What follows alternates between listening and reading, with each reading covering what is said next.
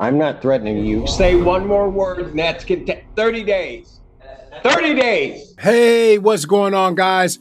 Welcome back to Sovereign Citizens Hall of Fame with your man TP. Today we will be in 3 different courtrooms for compilation number 211. Before I give you those courtrooms, don't forget, commentary will be left in. The proceedings that had commentary, chapters will be added for your convenience. As always, don't forget to like, comment, share, and subscribe. Many of you are watching the channel but are not subscribing. If you subscribe, it definitely will help out. If you share, it would even help the more. So I appreciate that. And now let me give you the rundown of the courtrooms that we will be in on today. First, we will be in the courtroom. The Colorado District Court will be our first proceeding. Second, we will be in the San Diego Superior Court for our second proceeding. And last but not least, we will be in the courtroom of Judge Alex Manning out of the state of Georgia.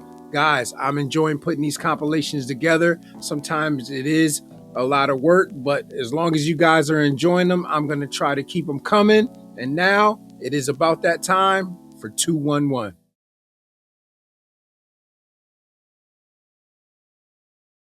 '26 CR 921 Trammell appearances. Daniel Cohn on behalf of the people. Mr. Trammell is present. Pro se. On bond, pro se.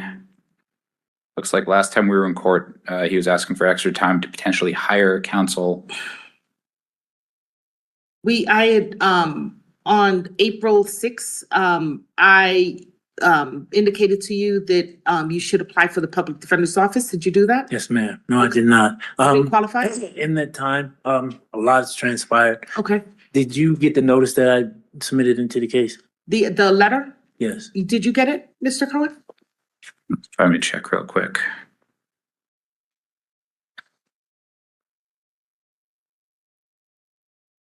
Yes, I do see that. So your did you have first and foremost, I'll indicate to you that I am not an administrative law judge. Okay. All right. But it looks like based on what you were asking in here is that you're asking for restitution. That is not something that can be done out of this case. Okay. All right. Okay. And you're invoking a number of other Yes, I mean, given the nature that there's no injured party or no damage to property, I have a concern with an administrative court hearing I'm not an judicial matter. administrative court. You're not, this is not an administrative? No, this is part of the judicial branch. This is an not part Article of 3 the, court? excuse me? This is an Article 3. We're in Article 3 court. This is not an administrative court. Are This we is in an a Article part of 3 the- court? I mean, That's just a simple question. I'm not trying to be difficult. I want to know what I'm walking into before Your Honor, I'm not trying to be difficult at all. I would just ask Given the that, nature of what's going on here, I need to know exactly what I'm, so last time we were in court, this court agreed to continue, but said the court would expect to move forward on this date. At this point, the people would just ask that the court enter a not guilty plea on behalf of Mr. Trammell and set it for a disposition date. It sounds like Mr. Trammell has some philosophical beliefs about the system that don't exactly match with the facts of his situation, but that's neither here nor there. So, Judge. you're citing the United States Constitution and we're governed here. Absolutely. I'm appointed by the state. So Absolutely. this is not a federal court. This is a But state court. So no, this is not an Article 3 court. This is a state court. All right. This is not under the United States Constitution. I am not appointed.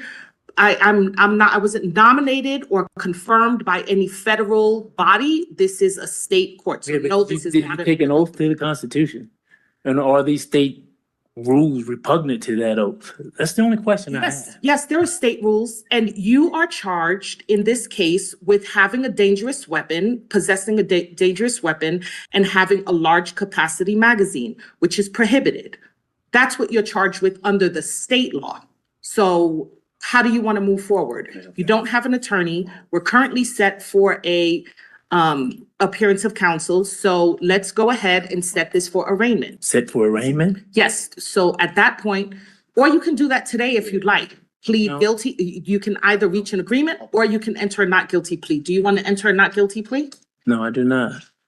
What do you want to do today? What I'm saying is, Said this for another arraignment. I need more time to figure out what. So why don't we come back next Friday at 8:30, and at that time, it'll be set for arraignment. All right? Friday? Friday, the 29th. Can we do the following Friday? That's the following Friday is the 5th. Do you have an objection? No objection. June 5th at 8:30, Thank you. and that'll be for arraignment. nice. Great. Thank you, sir.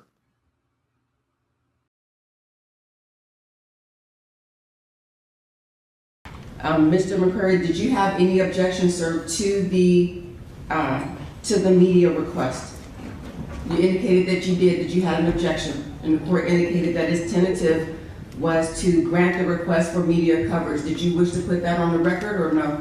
Yes, I mean, I'd like to put it on the record, only because I have other children than my 18-year-old son, which this matter is involving. Okay, but only as it relates to the media request.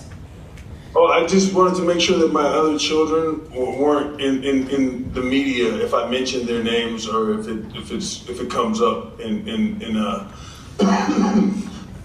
if it comes up in the proceedings. Okay, thank you. And so the court finds good cause to grant the media coverage. The media coverage was granted as relates to ABC 10 News, and the court authorizes the sharing of media news feeds with other media outlets. So that is authorized.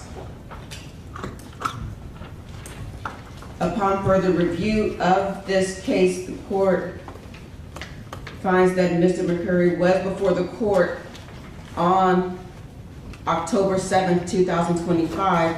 At that point, his request for self-representation was granted. However, the court finds that his acknowledgement of advice of rights regarding extradition was not signed.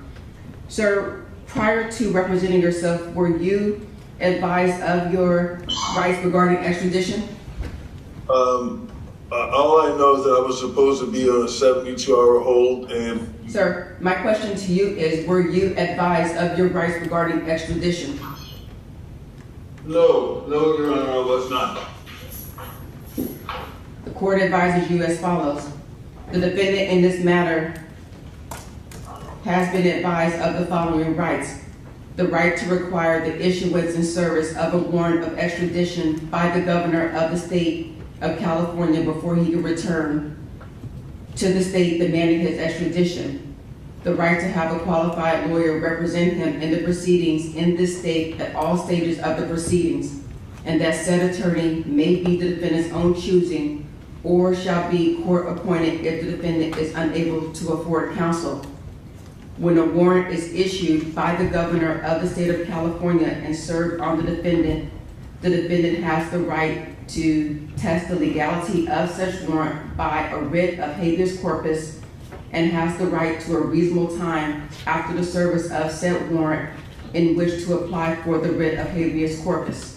The court finds that the defendant has been advised of his rights regarding extradition on the record in open court on October 15th, 2025. As relates to the complaint, sir, are you prepared to go forward with your arraignment?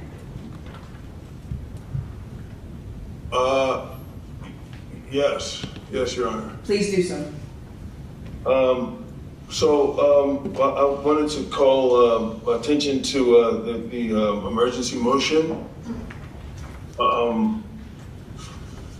that I filed.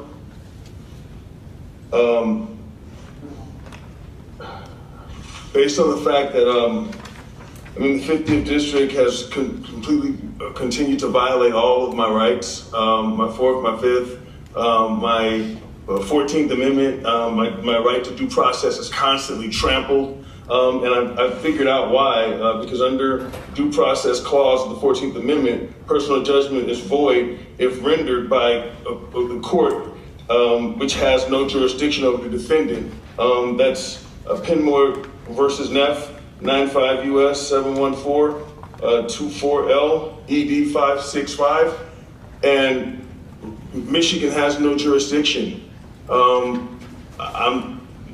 before we proceed, we need to establish jurisdiction. It's imperative that we establish jurisdiction.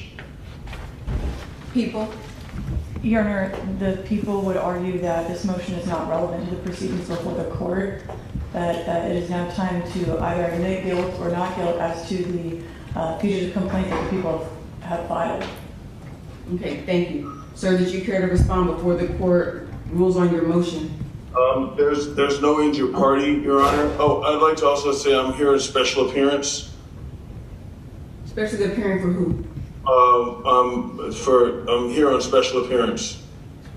Sir, who are you specially appearing for? I'm specially appearing for Darius McCurry. I'm here pro per special appearance. And when you say you were here pro per and special appearance, who are you? I'm an authorized signatory thereof of the estate and the executor of the estate. Who's the state? The McCurry estate. And your name is? Darius. I'm the authorized signatory thereof, Darius McCurry. And your name is? Darius McCurry. Okay, thank you. Anything else as it relates to your motion? I would also like to add that there's been as far as corpus delicti is concerned, I wanted to know who's the injured party. The court finds that the issue before this court is the issue of extradition. This court is not the demanding state where many of these issues raised by the defendant may be relevant. This court is tasked with ensuring that the defendant is returned to the demanding state. That will happen either one or two ways. He will waive extradition or he will plead not guilty to the complaint regarding extradition, at which time a governor's warrant will be provided to the court at a later date. Those are the things that this court is tasked with deciding at this point in time. If you have any issues regarding the charges pending against you in the demanding state, then you may raise those in the demanding state. The thing before the court today is the extradition and the extradition only. As it relates to the extradition, is there anything else? Well, Your Honor, is it possible that we could discuss a bail? Bail arguments are heard after the entering of a plea has taken place. Again, as it relates to the extradition, are you prepared to proceed?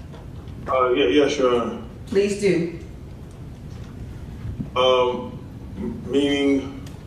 You're here for an arraignment. You were granted the right to represent yourself.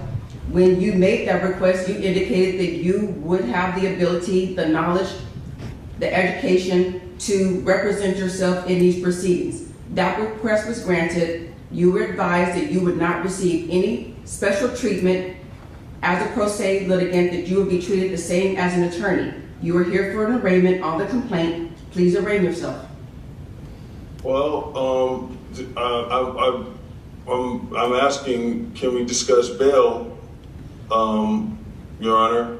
And I have told you that the discussion of bail arguments are conducted after the entering of the plea. Okay, Your Honor. So I guess I'm playing. What is it? No. I really. Do you understand the legal proceedings pending before you? I do, Your Honor. I do, but I wasn't. So then please proceed with the arraignment.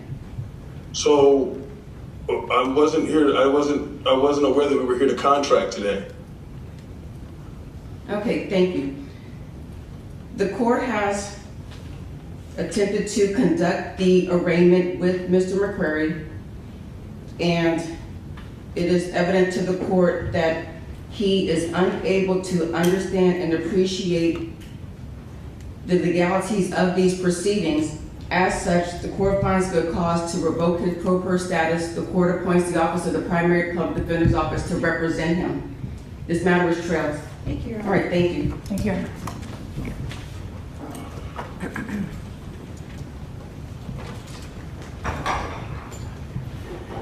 Your Honor, calling number 105, Turner versus Custody Tank. Custody Tank B. Good morning, Your Your Honor. Vanessa Duval, Deputy District Attorney for the People. Julie Gibson, Office of the Public Defender, on behalf of Mr. Darius McRae, who is present in custody. Your Honor, we are here for arraignment on the complaint. He's been advised of his constitutional rights, previously signed the acknowledgement. We are entering pleas of not guilty, denial to any and all allegations, asking for appointment of the primary public defender's office, and would like to be heard with regard to his custodial status. Okay, thank you. Thank you. And just for the record, the defendant did not sign the advisor of rights regarding extradition. Previously, the court went over those advisors with him in open court today on the record. Thank you. The court appoints the office of the primary public defender's office to represent him. Mr. McCrary's true name and date of birth appear on the fugitive complaint. He was advised of his rights regarding extradition. He waives further reading of the charges. The court enters his not guilty pleas to the charges and his denial of the allegations. The court has appointed the primary public defender's office to represent him. As relates to dates, the court will set this matter in 30 days for the governor's warrant, and that date is? That date would be November 14, 2025 at 8:30, Department 101. All right, thank you. As it relates to bail, the other counsel wish to be heard. Yes, Your Honor. Yes, Your Honor. Please proceed, Ms. Gibson. My argument has, I would ask that Ms. Duval be heard first. My understanding is she's going to make argument, and I don't have all the facts as to why it should be no bail, and I would ask for her to make those arguments first. Okay, thank you. Ms. Duval? Yes, Your Honor. The fugitive is before the court today for absconding or forfeiting bond on a non-payment of child support case out of Michigan. Clearly, Mr. McCrary is not attending to his family matters. He has 2 daughters and 1 son, and this matter is regarding 1 daughter who lives in Michigan. He has previously been ordered to pay child support. As of August 20th of last year, he owed $75,473.26. He owes substantially more at this time. However, Michigan could not give me a figure due to privacy reasons. The defendant has been arrested twice in the past on these same charges, in 2015 and 2023. In 2004, he's been arrested for disturbing the peace. Back in 2023, the fugitive had to be extradited from Los Angeles for these very same charges. The defendant was arrested coming back from Mexico. According to his agent, he was looking at buying real estate down there. He lists his current address as Woodland Hills, which is not in the county of San Diego, but in the county of Los Angeles. He has no ties to San Diego or Michigan. When he left Michigan, he actually had what they describe as a TETR, which is electronic monitoring, when he left the state of Michigan. For all those reasons, the people would argue that he is a flight risk. He's failed to take care of his obligations back in Michigan. We'd be asking for no bail in this matter. Thank you. Ms. Gibson? Your Honor, we are asking the court to set bail in the amount of $50,000, an amount for which he can afford. He made multiple court appearances on this case. There was the last time that apparently there was a notifying letter that was sent. They sent it, the district attorney's office in that state had both his email address, his phone number, as well as his counsel's email address, and they chose to send a notifying letter to a P.O. box that was not monitored by him often. And so with regard to the issue of coming across the border, he was across the border working with a group to build homes in Tijuana. There was nothing nefarious about what he was doing. We're asking the court, again, since there are no failures to appear that he has other than that demanding state, we're asking the court to set bail in the amount of $50,000, an amount for which he can afford, and he will make his court appearances. I've already talked to people that are here on his behalf, that are part of his team and represent that he will be returning to the demanding state. He is ill right now, and so I apologize to the court that it's taken a while to have the conversation, but he is adamant. He is a renowned figure. Everyone knows. That's why there are media here on his behalf.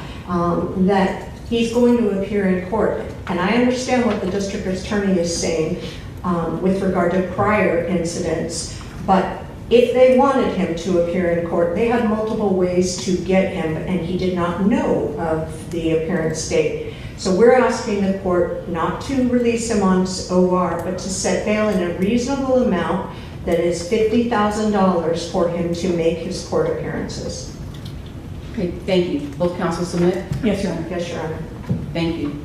The court has considered the arguments of both counsel here today, and the court finds as follows. The court finds that the defendant has previously been extradited, that he was arrested coming back from another country. It has been represented to the court that he has no ties with the demanding state, and most notably that he was on bond previously and absconded. Based upon those factors and findings, the court finds that the defendant is a flight risk, denies his request to set bail. He'll continue to be held without bail. Your Honor, and that is the order of the court. I apologize. Thank you, Your Honor. At this time, after having previous discussions with Mr. McCrary, he is prepared to admit identity, I think he has, and to waive extradition. He has not admitted identity. Your Honor, he does admit identity, and he is asking the court to allow him to sign the extradition paperwork, and so we're getting some now. I did not have them. I'm not sure where they are from before, but that is our request to the court. Okay, thank you. Sir, are you Mr. Darius McCrary? Yeah, I'm Darius McCrary, yeah. Okay, thank you. The court confirms the identity of Mr. McCrary as he's identified himself as Darius McCrary. Yes.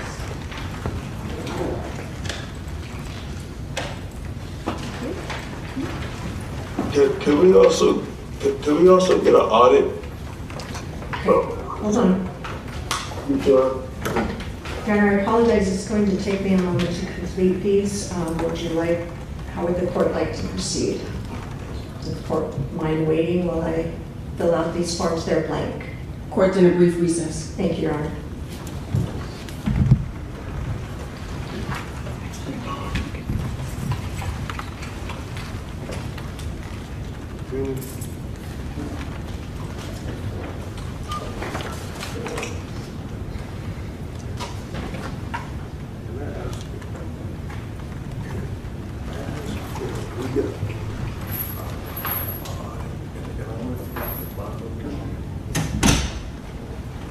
Sir, I don't know what an audit is.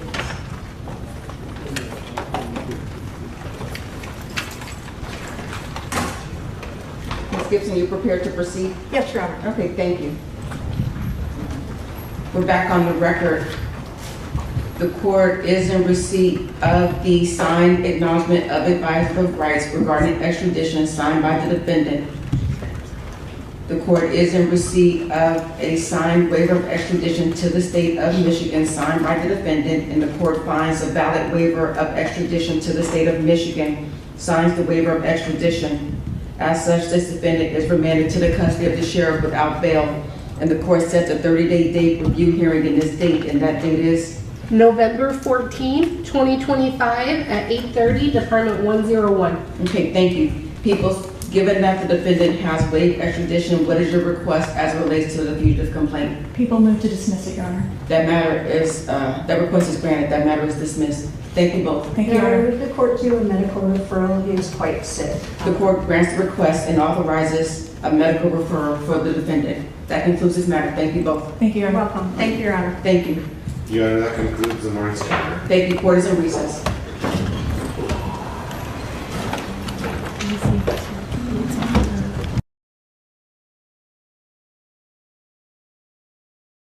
Kapuma. No, your last name. I am Kapuma. Okay, what's your last name? Wimbishi? Kapuma is my last name. Okay, so what's the first one then? Wembeshi. Okay, there you go. They have it reversed. Thank you. Okay. Yes. Yeah, okay. Oh, they So- have it reversed? Okay. So it's Wimbishi Kapuma. So your name is, like, your last name is Kapuma then? My last name is Kapuma. Okay, we'll make sure didn't want to destroy it, too bad with my accent. So I guess they need to know that because they have it reversed. Yes, and because of that, it's an invalid contract. Well, Because not necessarily, that's just a typo, but. yeah, but according to this, We're just kind of getting started here, okay? So I'm just trying to pronounce your name right. That's basically all that is, okay? All right, so this is number 122 CP 214772. Here it's Kapuma Wimbishi, but it's actually Wimbishi Kapuma. So I think they could probably modify that at the jail. I guess y'all want to take care of that. Okay, so we got 285 days without indictment. He had a Feretta hearing and he's representing himself. So it's aggravated battery, willful obstruction of a law enforcement officer with a felony. Officer, if you could raise your right hand for me.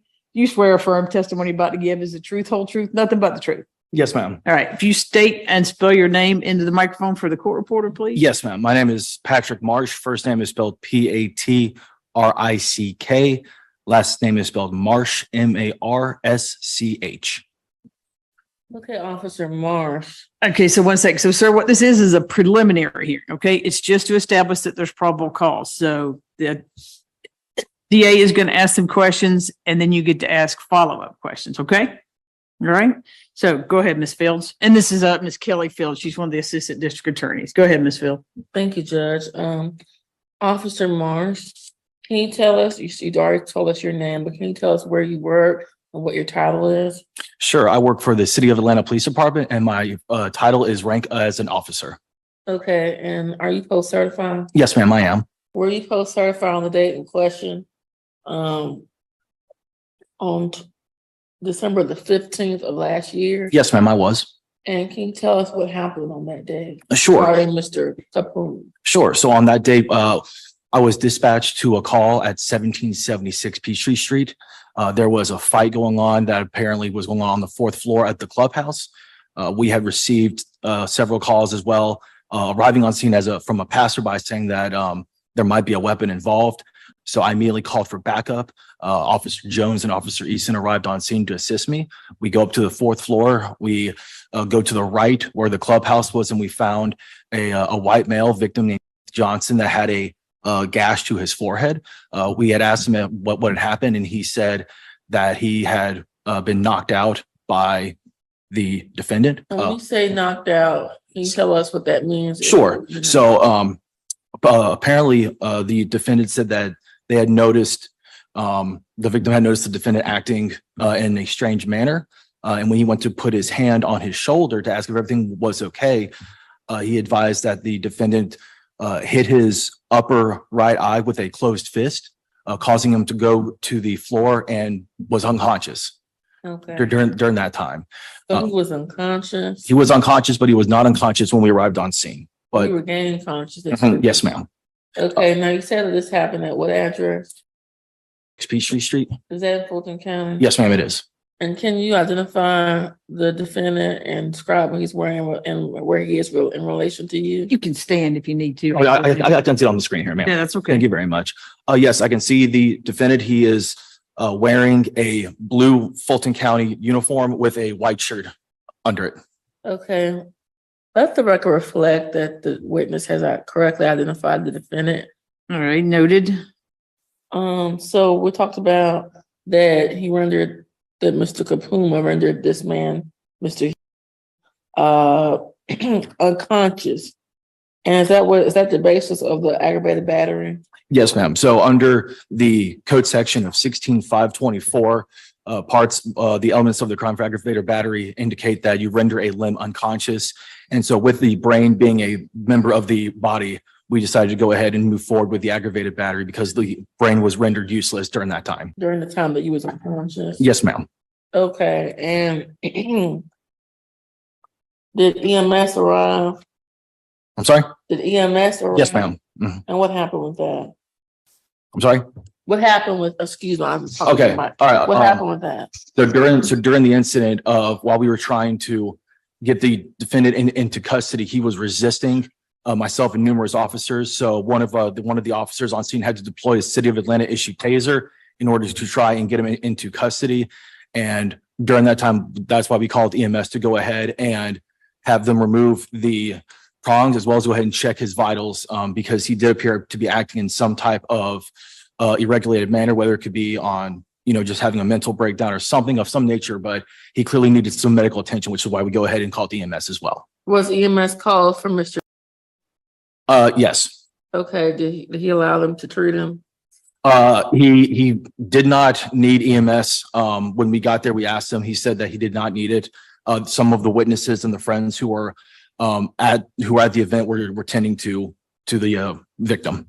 Now, with the charge of willful obstruction, was there any violence or offering of violence or just resistance? There was no offering of violence. There was just actively resisting when giving verbal commands. Okay. And he said that Mr. Johnson was concerned about how Mr. Kapuma was acting. Yes. So can you describe how he was acting and what you were told? Yes. So what I was told by the victim is that at some point this was a company event that was going on, and during the course of the event, at some point, the defendant had put, according to Mr. Johnson, had put his AirPods into his ears, and he started being very incoherent, saying a whole bunch of stuff that Mr. Johnson didn't understand. And according to him and several other people at this event, they had never seen the defendant act in this manner before. Mm-hmm. And so when Mr. Johnson went to put his hand on the defendant's shoulder, that's when the defendant acted out. Altercation happened? Mm-hmm. Yes, ma'am. Okay. Do you have any other statements you'd like to make to the court regarding these two charges? Pertinent to this case? That's pertinent to this case, no. Okay. So I have for right now, it's your witness, Mr. Kapuma. Mr. Kapuma. Okay, thank you, Your Honor. I have a question, right? Because according to this warrant, first of all, it shows here that he was called for a fight. Okay, step back. What questions do you have for the officer? Yes, that's who I'm asking, because I can't see him, so. Oh, okay. You can't see him on your. Okay, so he was called in for a fight, right? So according to this statement, Keith Johnson put his hand first on me. Then I reacted to that with a punch. It doesn't show how hard he pushed my shoulder. It was in a hostile situation because I was at a party. Okay, so stand by. What is your question? So who, what, where, why, when? So in that situation, who was the aggressor in that situation? Because he put his hands first on me. Just ask a question. Mm-hmm. So based on when we spoke to the witness, I had the witness actually show me how he placed his hand on the defendant. And Mr. Johnson said he basically just placed his hand in a almost caring way, just a concerning way on his shoulder to see if everything was okay. And that's when the defendant acted out and hit the victim. So is there a written signed statement from the witness about that incident to describe what you're saying so that they sworn like a sworn affidavit? Who, what, where, why, I'm when? gonna have to object. Compound question. Can we? All right. So you ask a question like this. Do you have a written statement from the victim? Do I have written a statement? No. Do I have it on body camera? Yes. Okay. Next question. So there's body camera for the entire event from all 5 officers of what happened? Yes. So my body camera was activated from the time I arrived into the parking deck before I made contact with anybody up until the very end of the incident as well. So there is a full body camera footage from start to finish, including a body camera footage from each of the officers during the interaction as well. Okay, so from my recollection, right? Whoa. No. If you want to say something, you have to ask him a question. So she asked him questions, so you ask follow-up questions to what she asked. Okay. So based on the body cam video that you're saying, does it show that I was tased until I passed out or died and then had to be resuscitated? So the body camera footage from Mr. Jones, I would appear because Mr. Jones is the one who tased the defendant, but the defendant at no point in time lost any consciousness or at any point in time had to be resuscitated by Grady. Okay. Next question. So this, I understand. So when will I be able to see the body cam? Because I haven't had a chance to look at it, see what exactly happened on that event. All of that gets turned over at discovery, but allegedly you were there. So what's your next question for him? According to the law, which I'm new to, did I give consent to be arrested? Because according to the Judge, counsel, or I don't know if I should call him counsel, but that's actually, he's been testifying, and so we object to testify. so did you give consent to be arrested? Did he give you his consent to be arrested? Your Honor, he did not consent to get arrested, but based on the elements of the crime, we had enough probable cause to make the arrest. Next question. was based on my understanding. No. Next question. If you want to say something later, you can, but what's your next question for him? Okay, so in terms of the resisting arrest, is it not my right not to resist if there's no jurisdiction over me? You said stand up. No, I told him to stand by. I didn't know if you had an objection. Yes, I have a judge. I understand when you're giving him leeway, and I understand the reason for that. However, counsel has been not asking direct questions on cross, and he has been testifying numerous times. So we just have an overall objection to that testifying that's been happening from pretty much from the start of this questioning. So we ask that he ask direct questions, not have this kind of commentary in addition to his questions. So what you're asking is him to draw a legal conclusion. So yes. What's your next question? What's your next question for him? Because for me, it's mainly about consent and jurisdiction. Okay, hold on. But that's argument. But what question do you have for him? I don't have any questions for him. All right. Okay. Anything else with the officer? I do have some redirect. Okay, go ahead. So, officer, I know I've been calling this. That was my mistake. I meant to say the correct, but the correct victim's name is Johnson. Is that correct? Yes, ma'am. And Mr. Johnson was hit by Mr. Kapuma. Yes, ma'am. Okay, and that's all I have. Thank you, ma'am. All right. Any follow-up based on those questions that she asked? Basically, not really. Okay. Thank you, Okay. officer. Stay safe Thank out you. there. Thank you very much, Your Honor. Have Stay a safe good as day. well. All right. Go ahead with the argument. What's here from the state? So, Judge, I believe that we have met our burdens for our probable cause for the first charge, which is aggravated battery. The defendant did render Mr. Johnson's brain useless by, rendering him unconscious for a period of time, where he did, fortunately regain consciousness, but he was rendered unconscious for a little while after he was struck by Mr. Kapuma. And as far as the willful obstruction, we understand there was no violence or offering of violence against, the officers and Mr. Marsh and other officers at the party. So we suggest that should be a misdemeanor and not a felony. But other than that, we think there's probable cause for both charges, as just stated by myself and the state. All right. Do you want to respond? Now, this is where you give argument. So now is your chance to give argument. Okay, so first of all, based on just this warrant, my name is spelled in capital letters. It's in reverse. From my understanding of law, that's the name of a strawman or a corporation. So that does not apply to me.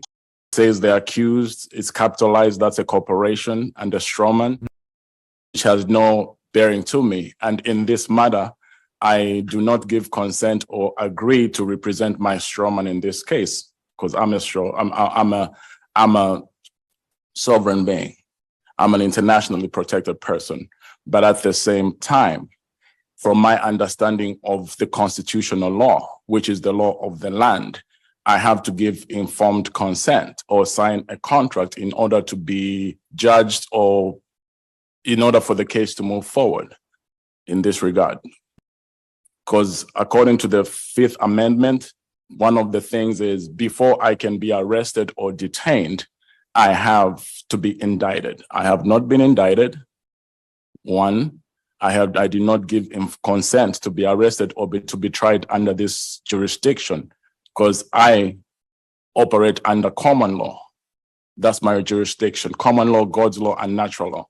I do not consent to be tried by the Admiralty law system, which is evident by the gold fringe on the flag and the eagle at the top, which shows this is the maritime law, which is commercial law. And as a sovereign being, I report to God. God is my judge. As it relates to how I interact with other humans, it's only by common law, which is when I injure a human being, and that's also dealt with in the common law court. And based on my international status, because I am a king where I come from, an internationally protected person. So according to Executive Order 143107, which is human rights, this is a violation of human rights from my understanding of the law and my rights, my unalienable rights. If I have not given consent to be tried or to be held or to be detained by or given jurisdiction authority to the officer, and they arrest me, that's a kidnapping, and I'm being held hostage right now. Because according to the Constitution, I have to be indicted before I can be detained. That's according to the Fifth Amendment rights. And the Constitution, from what I understand, is still the law of the land. Because according to the Supremacy Clause, every case, if I can cite one case, which is the Madison versus Marbury, every case in that situation, which cited that case as into the legality of the constitution or unconstitutionality of any situation, was overturned by the Supreme Court. So in this situation, yes, I did react to Johnson putting his hands on me. Though the witness may have said something, they might have been friends with Johnson. I reacted to a situation. For every action, there's an opposite and equal reaction. He touched me first. I reacted. When the officers came to arrest me, I didn't do anything wrong but defend myself. I've been charged with willful obstruction. According to the Constitution, according to my unalienable rights, according to my human rights, I've got the right to defend myself. If I put up on anyone over here and just touched you on your shoulder without even asking for your consent, some people will tase me. The officer will shoot me. But if the same thing happens to me, he touched me first. I reacted off of that. That's self-defense. Okay, anything else? All right, so I'll find probable cause on the aggravated battery, and then the misdemeanor, the willful obstruction will be reduced to a misdemeanor.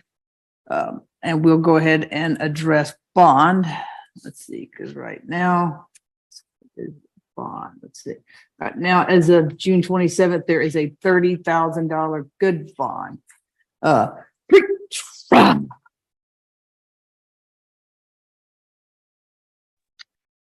defendant has 3 cycles. The defendant's last arrest was May the 9th, 2021 in Dunwoody, Georgia, for terroristic threats act and possession of a firearm during commission of a felony and criminal attempt to commit a felony.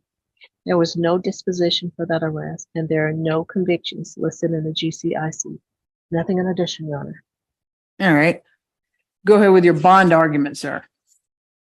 First of all, it was just a punch, and I don't see how it can be a felony.